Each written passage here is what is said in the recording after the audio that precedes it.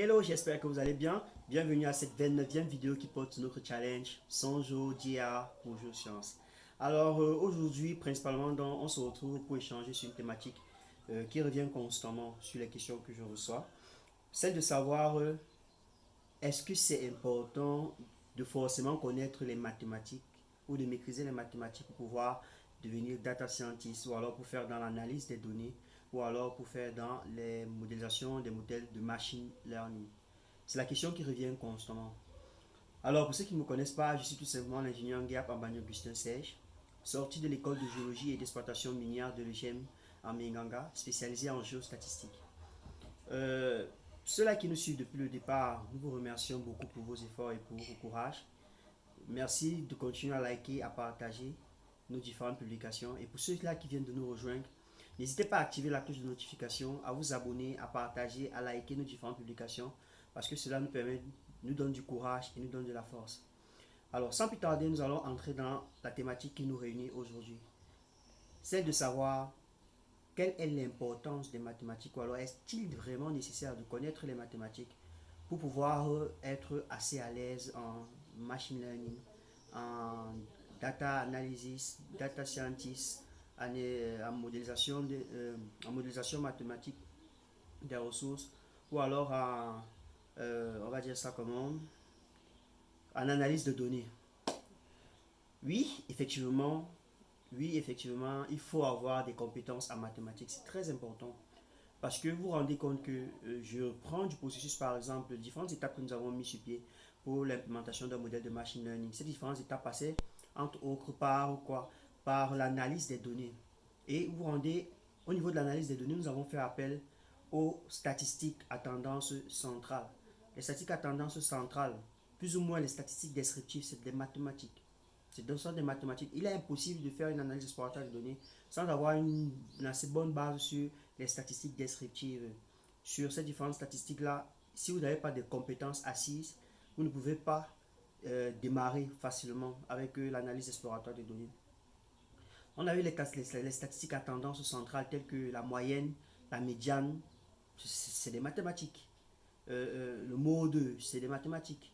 Le minimum, le maximum, c'est des mathématiques. Le premier quartile, le deuxième quartile, le troisième quartile, c'est encore des mathématiques.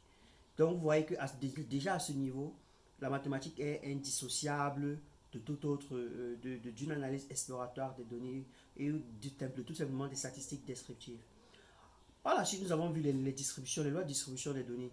La loi polynomiale, la loi de Poisson, la loi normale, la loi log normale, les différentes lois gaussiennes en général. Ce sont les probabilités. Les probabilités, c'est encore des mathématiques. Ce sont les probabilités des lois de distribution des données. Et là, c'est de la mathématique, effectivement. Donc, c'est incontournable, en fait, de faire de l'analyse de données. On a parlé des tests de normalité. Avec le test de Shapiro-Wilk, le test de Kolmogorov, le test de Z-square, le Z-score. Ce sont des tests de normalité qui effectuent, ou alors on appelle ça encore la partie des tests d'hypothèse, qui sont encore et toujours de la mathématique. Ce sont les statistiques appliquées en certains domaines d'activité. Et donc là, principalement, vous vous rendez compte que la mathématique est indissociable. Par la suite, nous avons vu l'analyse en composantes principales.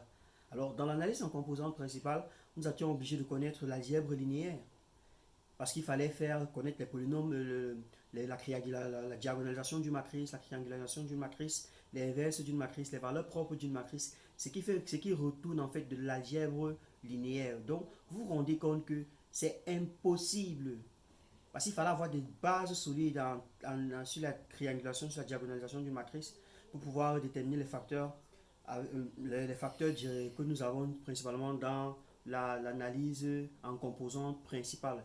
Nous avons vu l'analyse en composantes multiples. Tout ça, c'est l'algèbre linéaire, ce sont des statistiques, ce sont des lois de distribution. Et donc, ça montre à quel point la mathématique est indissociable de l'analyse exploratoire des données, de la data scientist de façon générale. Par la suite, vous avez encore les modèles de prédiction. Quand vous parlez de régression linéaire, la régression linéaire, c'est de la mathématique. Régression linéaire simple, régression linéaire multiple, régression linéaire, régression logistique, c'est de la mathématique. Ils ne peuvent pas être appliqués si vous n'avez pas de solide base mathématique. Sauf si vous êtes là pour juste, on va dire ça comment, cliquer et puis obtenir les résultats, juste prendre des packages, des formules, obtenir un résultat comme ça sans pour autant avoir une séance de travail approfondie.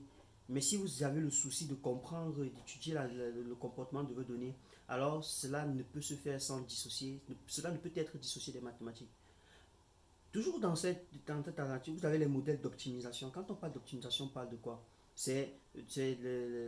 On appelle souvent, c'est les simulations numériques, c'est de la mathématique.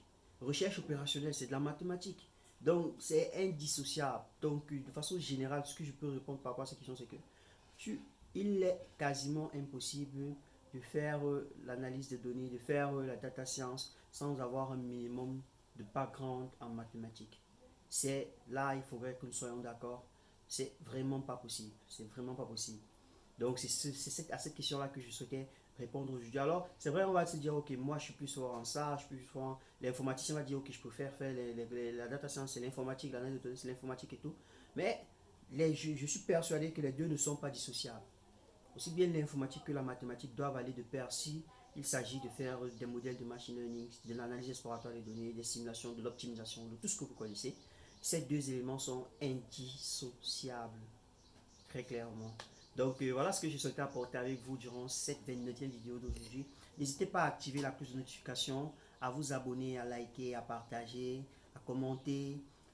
Continuez à travailler, poursuivons le challenge ensemble. Nous sommes au 29e jour. Ça fait 29 jours que nous avons lancé ce challenge, donc 29 vidéos déjà mises sur pied. On espère que vous serez des nôtres pour les prochaines vidéos que nous allons lancer. Cela jusqu'à la 100e vidéo. Les gars, on se donne de la force, on se donne de l'énergie parce que grâce à cela, chacun d'entre nous va progresser, y compris moi, y compris vous. Alors, on est ensemble.